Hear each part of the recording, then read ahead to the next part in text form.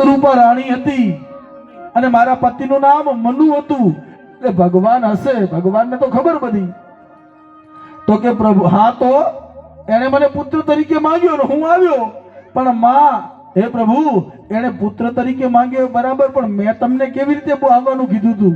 હે, આ ચતુર્ભુજ શંખ ચક્ર ગદા પદ્મ લઈને આવા દીકરાને માર નથી જોઈતો. તમે તાર ઘરે રો માં કે છે.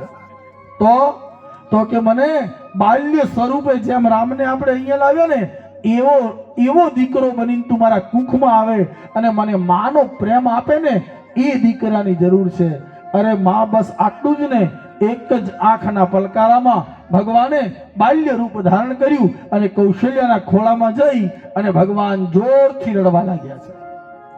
અને જેવા ભગવાન રડ્યા એટલે એ મહેલમાંથી દીકરાનો અવાજ, કોઈ બાળકના રડવાનો અવાજ એ મહેલની ગેલેરીમાં આવ્યો. અને ત્યાં એક દાસી હતી.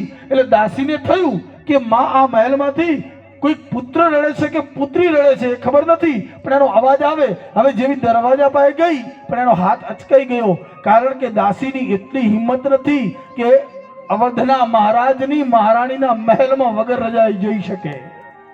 એટલે દોડતી કૈકેયી માતા પાસે આવી અને કૈકેયીને કહ્યું કે માં, કૌશલ્યાના મહેલમાંથી કોઈ પુત્ર રડતો હોય, બાળક રડતું હોય એવો અવાજ આવે છે. હે, કૌશલ્યા અને સુમિત્રા દોડતા માં, કૌશલ્યા